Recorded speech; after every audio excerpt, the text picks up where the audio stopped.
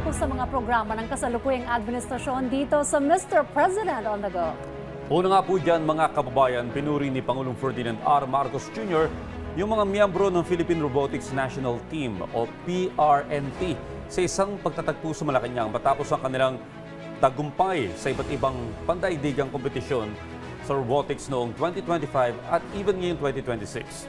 Kinilala ng Pangulo ang mga kabataang Pilipinong inobador dahil sa kanilang mga nagwaging imbensyon na nagbigay ng karangalan sa ating bansa. Hinigayat ng Pangulo ang mga estudyante na ipagpatuloy ang pagpapaunlad ng kanilang mga ideya at huwag sumuko kahit makaranas ng mga pagsubok.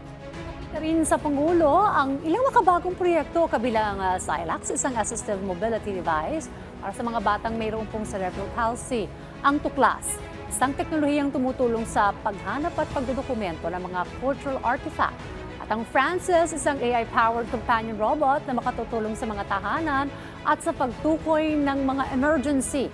Sinubukan din ng Pangulo ang paggamit ng Tuklas robotic arm at nakipag-ugnayan sa mga mag-aaral sa nasabing pagtitipon.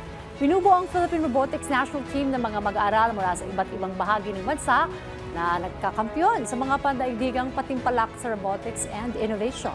Bahagi ito ng layunin ng administrasyon na palakasin ng robotics, ang AI o Artificial Intelligence, automation at digital education upang makabuo ng mas makabago at mas competitive na bansa.